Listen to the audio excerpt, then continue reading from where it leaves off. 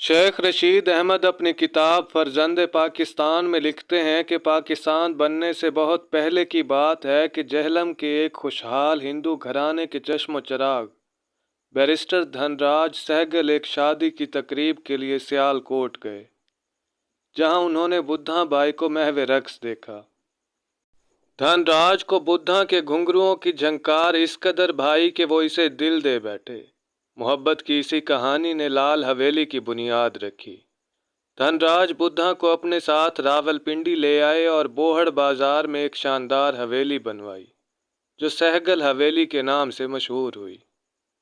शेख रशीद अहमद अपनी किताब में मज़ीद लिखते हैं कि बुद्धा बाई मुसलमान थीं, इसलिए एहतराम में धनराज ने बुद्धा के लिए हवेली के सहन में मस्जिद और अपने लिए मंदिर बनवाया। दोनों अपनी अपनी इबादत गाहों में बिना किसी खौफ के इबादत किया करते थे, मगर आज इसी मंदिर, मस्जिद और हवेली के दरमियान कई घर हायल हैं। आस पास के पुराने मकीन बशमूल चाचा सादिक, चाचा अमीन और चाचा रहमत बताते हैं कि हवेली में आने के बाद बुद्धा सौमो सलात की पाबंद हो गई थी।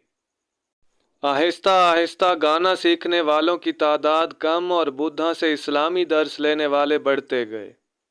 फर्जंद पाकिस्तान के कुछ औराक बताते हैं कि बंटवारा हुआ तो धनराज ने हवेली बुद्धा बाई को सौंपी और खुद खानदान के हमरा इंडिया चला गया। बुद्धा यहाँ अकेली रह गई। इधर अदालत ने इस हवेली को मतरूका मलकियत करार दे दिया, जिसके बाद हवेली के 20वें हिस्से में से सिर्फ वही हिस्सा बुद्धा बाई को मिल सका जो आज लाल हवेली कहलाता है। अदालत में बुद्धा बाई से जज ने कहा कि वो बयान दे दें कि वो हिंदू हो चुकी हैं या धनराज मुसलमान हो चुके थे।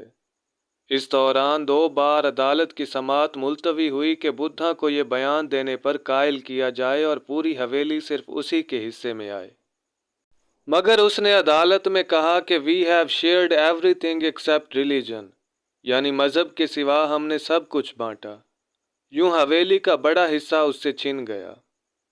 बोहड़ बाजार की छोटी बड़ी दुकानें और गलियां भी किसी ज़माने में इमारत के सहन का हिस्सा थीं। चाचा रहमत बताते हैं कि मोहब्बत और हवेली की तकसीम हुई, लेकिन किरची किरची बुद्धा बाई हो गई। मोहब्बत दूर और निशानी तकसीम हुई तो बुद्धा का वजूद भी बिखर गया। शेख रशीद बताते हैं, इसी हवेली में चोरी की गर्ज से आए चोरों ने इसके जवान साला भाई को भी कत्ल किया। तरह तरह के लोग उसे अकेला पाकर हवेली में झांकते। लोग समझते थे कि वो बहुत अमीर खातून है जिसके पास सोने चांदी के जेवरात हैं, मगर दामन में अधूरी मोहब्बत और उसकी मुनकसिम निशानी के सिवा कुछ ना था। एक रात बुद्धा बाई सहगल हवेली छोड़ गई और कभी न लौटी। वो कहाँ गई, क्यों गई, कोई नहीं जानता, मगर दोबारा सहगल हवेली में उसे किसी ने न देखा। फिर सालों ये हवेली वीरान पड़ी रही और कोई खौफ के मारे इसे खरीदने को न बढ़ता। शेख रशीद साहब हवेली खरीदने के हवाले से बताते हैं कि काफ़ी अरसा गुमनामी में रहने वाली सहगल हवेली को कश्मीर से आए एक ख़ानदान ने 2,18,000 में ख़रीदा।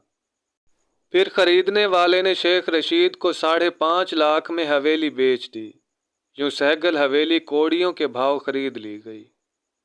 हवेली को शेख रशीद ने सियासी सरगर्मियों का मरकज़ बना दिया। कई मुमताज़ सियासतदानों को दावत सुखन देने वाली बालकनी भी तवज्जो का मरकज़ रही। इसी बालकनी में नवाबजादा नसरुल्लाह, नवाज शरीफ और अल्ताफ़ हुसैन जैसे सियासतदानों ने अवामी इज्तमाआत से खिताब किया। शेख रशीद ने हवेली की तज़य्युन व आराइश में लाल रंग की कश्मीरी लकड़ी का इस्तेमाल किया। नए रंग और रूप में ढालने के बाद इसे नाम भी नया दिया गया, लाल हवेली। ये नाम भी शेख रशीद अहमद का ही दिया गया है और हवेली पर चिस्पा इस नाम की तख्ती भी सन 80 की दहाई में लगाई गई थी। यूं बुद्धा बाई की सहगल हवेली शेख रशीद की लाल हवेली बन गई। शेख साहब ये बताते हुए जज्बाती दिखाई दिए कि बुद्धा बाई का डांस घर आज भी मौजूद है, जबकि वो 2 कमरे जिनमें वो रहा करती थीं उन पर पुराने कफल पड़े हैं। शेख रशीद साहब ने बुद्धा का बेड, जिस पर अदालत में दिया जाने वाला बयान कंधा है, अपने कमरे में सजा रखा है। शेख रशीद ने अपनी किताब फर्जंद पाकिस्तान में लिखा कि एक बार कश्मीर से एक अफसर हवेली देखने आया। वो रो पड़ा और बोला, ये मेरी माँ बुद्धा की हवेली है। शेख साहब कहते हैं, हमने उसे रोकना चाहा, बुद्धा के बारे में जानना चाहा, मगर वो कुछ कहे बिना चला गया।